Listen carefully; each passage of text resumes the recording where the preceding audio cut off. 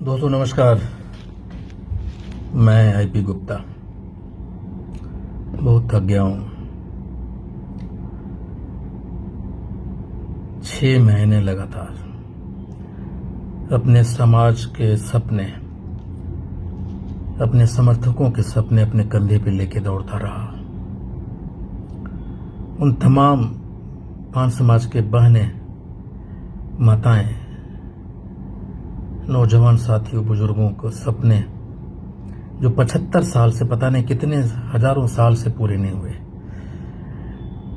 उसको अपने कंधे पे लाद लिया, चल पड़ा। थका इसीलिए हूं कि वो निराश हैं, हमारे समाज के लोग निराश हैं, वो उदास हैं। मैं मानसिक रूप से नहीं थका, मैं कभी शारीरिक रूप से भी नहीं थकता। उनके सपने टूटे हैं आज, उसके आगे थक गया हूं भाई। मैं दिल्ली में हूं, हिम्मत नहीं हो रही कि अपने लोगों को कैसे समझाएं, क्या बोले उन्हें। आईपी गुप्ता अपने लिए नहीं जीता। एक राजमिस्त्री की बेटा जिसके पास कभी 10 रुपया भी नहीं था, वो अपनी दावेदारी पेश करने में सक्षम होता है सांसद के लिए। मेरे लिए और कुछ नहीं चाहिए, मेरे लिए हमारे लोग के सपने बड़े हैं, बस उसी के लिए जीता मरता रहा। दुनिया में सब कुछ न्यौछावर कर दिया अपने लोगों के सपनों के लिए। लेकिन मैं उन्हीं लोगों के लिए कहना चाहता हूं कि आप निराश और हताश मत होइए। आपका भाई, आपका बेटा कभी हारता नहीं, कभी हार नहीं मानता। मैं गिरता हूं, पजड़ता हूं, फिर उठता हूं, फिर लड़ता हूं। मैं फिर उठ खड़ा हुआ हूं आपके सपनों के लिए। शायद कांग्रेस में ये पहली बार हुआ है कि एक नेता का एक जगह से नाम टिकट नहीं मिलता है तो दूसरे लोकसभा के लिए उसके नाम को आगे बढ़ाता है। वो मेरे साथ हुआ है।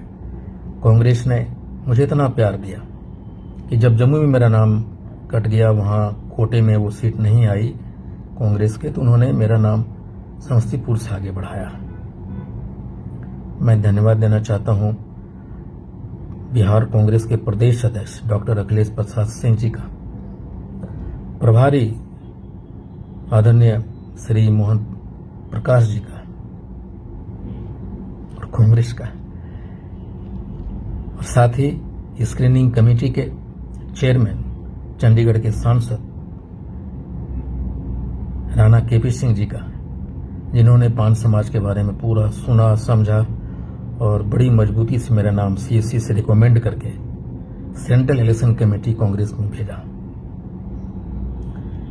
लेकिन परिस्थितियां यू टर्न लेती है। जैसा आपको पता है कि राजनीति में हर एक दिन, हर एक पल समीकरण और परिस्थितियां बदलती चली जाती है। जो राजनीति करने के लोग हैं वो इस चीज से वाकिफ हैं कि किस पल कौन सा चीजें किस मोड़ लेगी कोई नहीं जानता। परिस्थितियां बदल गई जब एक ताकतवर मंत्री की बेटी को एलजेपी ने बनाया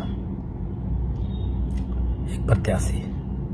वहां से एक सेकेंड थॉट कांग्रेस में जन्म लिया और वही एक मात्र कारण बना कि मुझे टिकट देने में असमर्थता दिखाई। लेकिन मुझे टिकट नहीं देने से पहले प्रदेश अध्यक्ष जी ने हमसे बात की, प्रभारी जी ने हमसे बात की और उन्होंने मुझे एक्सप्लेन किया कि क्यों मैं आपको टिकट नहीं दे पा रहा हूं। उम्मीद दिलाई, भरोसा दिलाया कि पान समाज को नेतृत्व पैदा करूंगा मैं, और आप निराश मत होइए, आपके लिए पार्टी कुछ बड़ा सोच रही है। इसलिए हमें निराश नहीं होना है। राजनीति उतनी आसान अगर होती तो हर कोई कर लेता, लेकिन पान समाज राजनीतिक रूप से खड़ा हो गया है।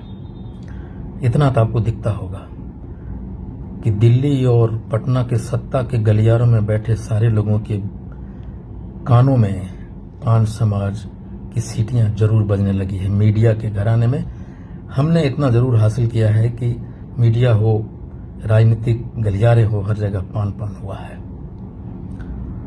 और मैं ये मानता हूं कि मेरा संघर्ष उतना बड़ा नहीं हो सका जितना बड़ा होना चाहिए था, जिसके लिए मुझे सांसद का टिकट मिलता। तो मैं अपने आप को और अपने संघर्ष को और ऊंचा करने के लिए आपके सामने हूं, और मैं ये चाहता हूं कि आप एकदम उदास निराश नहीं होइए।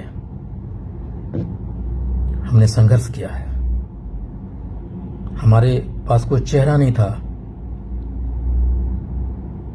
हमारे पीछे कोई पास्ट नहीं है, तो फ्यूचर बनाने के लिए हमें संघर्ष करना होगा। तो हम तमाम उन पान समाज के नौजवानों से, बहनों से, भाइयों से, बुजुर्गों से करना चाहता हूं, आप हिम्मत मत हारिए। आपका बेटा मैदान में खड़ा है, जब मैं नहीं हार मानता तो भला आप कैसे मान लेंगे, और मैं मानने भी नहीं दूंगा आपको। आप निश्चिंत रहें कि अब हम खड़ा हो चले हैं।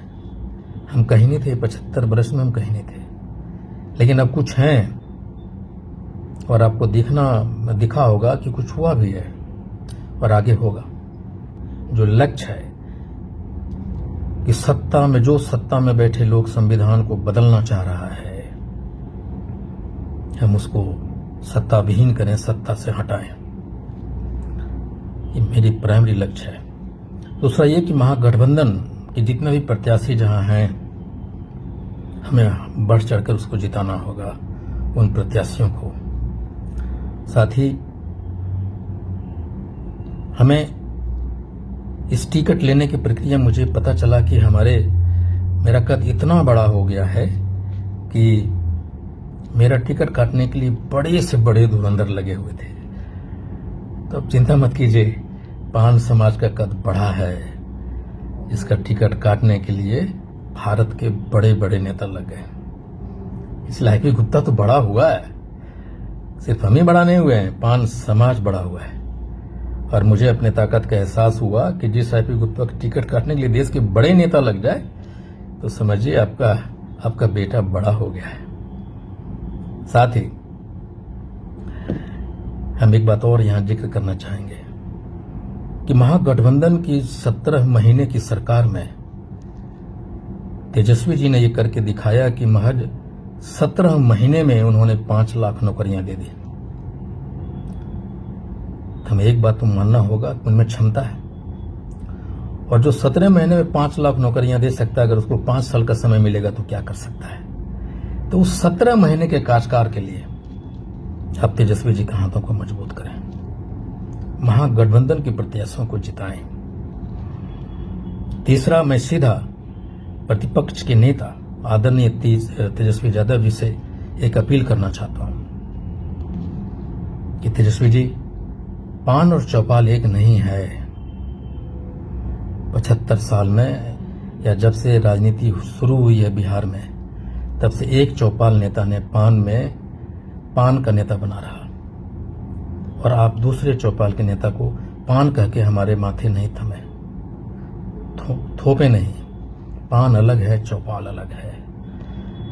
आप पान को आगे बढ़ाइए, हम आपके साथ हैं, लेकिन आपको ये समझना होगा कि चौपाल अलग है और पान अलग है। इसमें मुझे कोई कंफ्यूजन नहीं है, और आप ये कहने की कृपया कोशिश नहीं करें कि पान चौपाल एक है। हम अलग हैं और पान अलग है। आप चौपाल को नेतृत्व दीजिए, मुझे उसमें कोई आपत्ति नहीं है, लेकिन पान के नाम पे चौपाल को नेतृत्व मत दीजिए। पान के नाम पे सिर्फ पान को नेतृत्व दीजिए। और मेरा ये थोड़ा सा रिजर्वेशन आपके उस स्टेटमेंट से जो आपने सुपौल में दिया, लेकिन साथ ही हम आपके कायल हैं, आपके 17 महीने के कार्य को कायल हैं हम। मैं व्यक्तिगत तौर पे आपने जो 5 लाख नौकरियां दी हैं उसका समर्थक हूं, और सारी चीजों को भुलाकर हम आपके प्रत्याशियों को जिताने की कोशिश करेंगे, और अपने लोगों से कहेंगे कि महागठबंधन के प्रत्याशियों को जिताइए, और एक नए बिहार के निर्माण में पान की भूमिका तय कीजिए। और साथ ही उन तमाम दोस्तों को, समर्थकों को, साथियों को जो हमारे साथ इस समय खड़े रहे पल दो पल, बहुत बहुत धन्यवाद आपका। आप ही का जो ताकत था कि मैं यहां तक चला आया। मैं एक बार फिर खड़ा हो गया हूँ एक अगली लड़ाई के लिए, एक अगले संघर्ष के लिए।